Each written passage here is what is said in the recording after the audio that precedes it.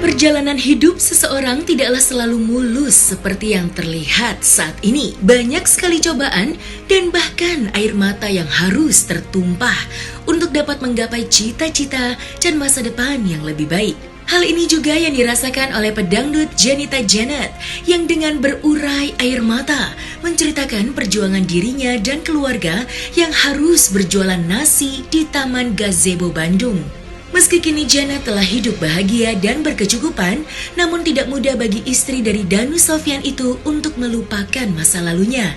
Janet beserta suami tidak lupa untuk selalu bersyukur dengan ikut atas apa yang telah mereka raih sekarang.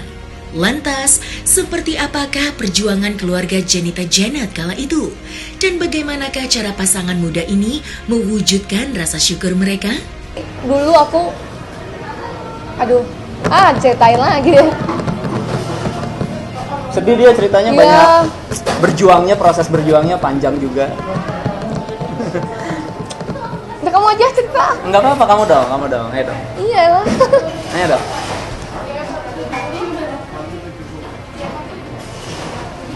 Kamu aja. Nggak apa-apa, biar pemirsa juga tahu kan. Mungkin belum banyak yang tahu dulu perjuangan dan perjalanan kamu gimana.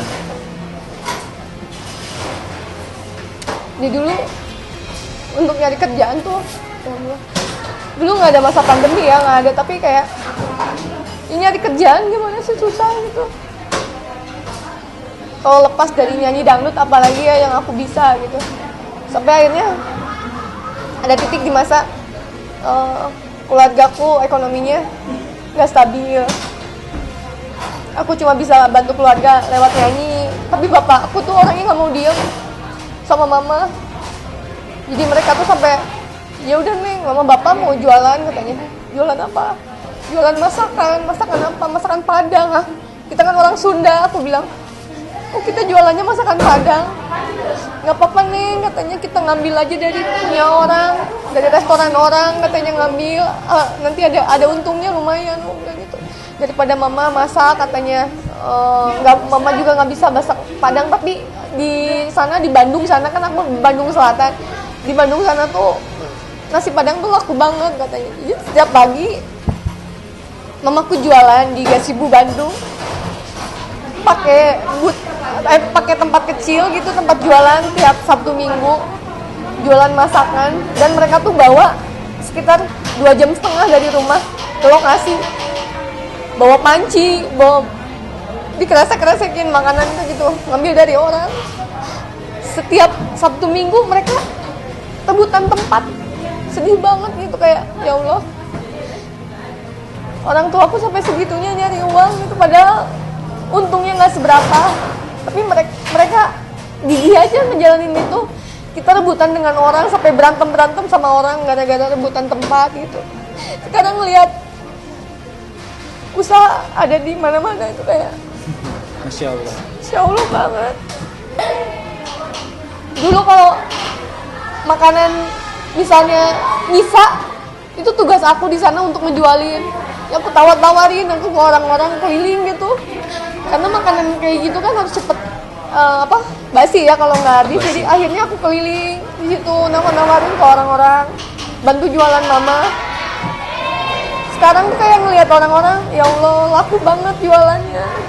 Jualan yang sederhana gitu, tapi banyak digemarin orang, yang nggak nyangka gitu. Ternyata ya itu tadi, nggak nyangka gitu. Dulunya rebutan tempat sama orang, udah coba jualan kerudung juga bapakku di pinggir jalan kayak gitu. Yang ngelihat usaha orang tua sih, usaha perjuangan mereka. Jadi yang bikin aku kayak, aku aja anak muda masa sih gengsi gitu, masa malu. Itu yang mendasari aku kenapa selalu mau gitu melakukan cari rezeki gitu yang halal dengan cara berjualan. Dengan adanya pandemi atau tidak, endemi dan segala macam, kalau untuk berkorban, ngambil pengalaman Janet dulu lah ya. Nabung, akhirnya nggak jadi korban, sedih banget perasaannya. Dan aku sudah berjanji pada diri aku sendiri, kalau misalnya ada uang, ya Allah jangan sampai aku gagal untuk berkorban gitu. Kadang-kadang ya itu aku serahin ke keluarga, mah ini ada sedikit rezeki mama aja yang ngurus kambingnya atau enggak sapinya kayak gitu. Insya Allah ada yang di Bandung, ada yang di Tasik, Jakarta juga ada yang di Jakarta. Jadi Bekasi juga ada. makanya Disebar, jadinya disebar. ya, disebar. kenapa sistemnya seperti itu? Biar kita juga tahu supaya dirasain banyak orang aja lah. Kalau dibilang apa ya namanya, oh berlebihan dan segala macam, aku juga tetap ngajak teman-teman yang lain, ayo kalau mau berkorban, yo mau barengan, ayo monggo kita taruh di mana yang memang membutuhkan, kayak gitu, yang masih jarang berkorban. Kebanyakan kita menyimpannya di daerah-daerah yang jarang kurban, misalnya yang di sini jarang kurban sapi nih, oh ya udah kita sapi taruh di sini. Biasanya kita sih sapi, insya Allah sapi. Yeah. Ada juga biaya yang udunan dari teman-teman juga yang nitip, banyak juga kayak tahun kemarin ada aku sendiri, ada yang udunan juga. Ya pokoknya lebih dari satu.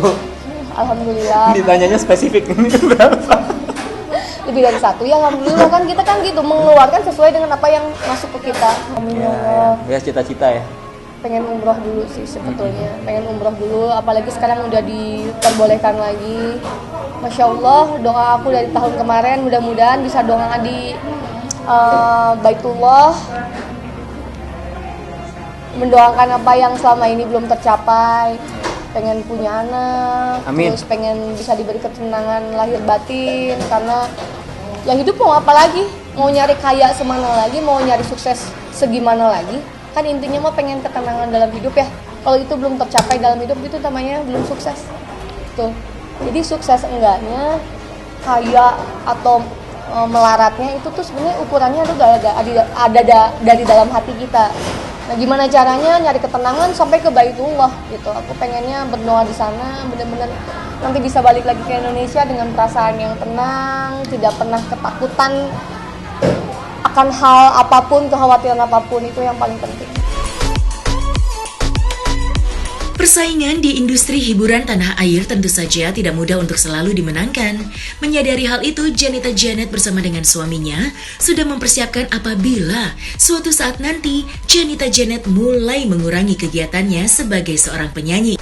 Mendapat dukungan penuh dari sang suami, Janet kini mulai merintis bisnis untuk mempersiapkan masa depannya nanti. Dan Janet tidak ingin sukses itu dirasakan sendirian.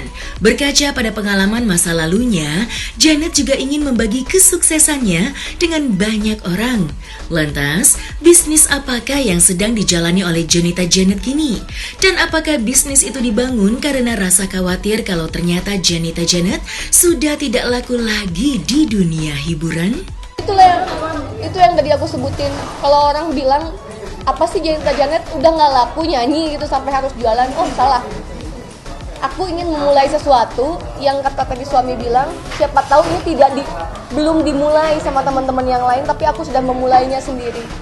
Memulai sesuatu yang dari nol, memulai sesuatu yang dari apa yang kita buat sendiri sehingga orang lain banyak menyukai, banyak digemari, itu benar-benar Masya Allah gitu. Sama aja kayak kita bikin produk baru.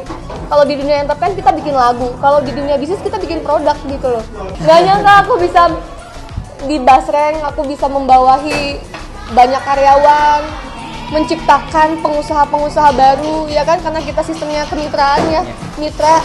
Kita mengajarkan gitu kan untuk para UMKM, Bu gini Bu caranya jualan Bu, biar nggak sulit. Terus untuk pencatatan kita udah ada data POS-nya, jadi setiap ada transaksi langsung masuk ke pencatatan kita, jadi udah dimudahin banget sekarang tuh. Itu sih aku bener-bener seneng banget. Kalau dulu mah masih manual, saya nulis-nulis juga.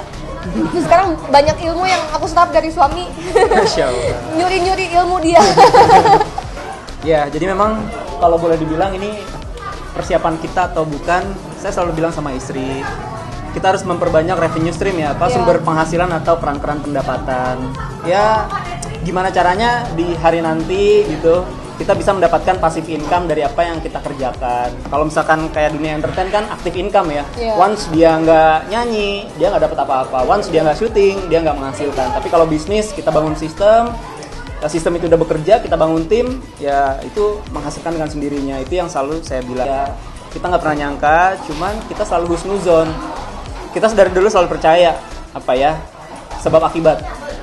Mungkin kita sekarang adalah hasil dari apa yang kita lakukan kemarin. Kita nanti itu akumulasi dari apa yang kita lakukan kemarin dan hari ini. Kalau sekarang kita berbuat benar, berbuat baik, berpikir positif, di depan kita pasti bisa mendapatkan hal-hal terbaik. Begitupun sebaliknya gitu. Makanya yang harus kita lakukan di tengah keadaan seperti sekarang buat teman-teman harus selalu husnuzon gitu. Jadi apapun yang lagi kita hadapi, ya selalu yakin gitu ya, ada ketentuan, dan selalu yakin juga bahwa pasti di tengah kesedihan ada kebahagiaan.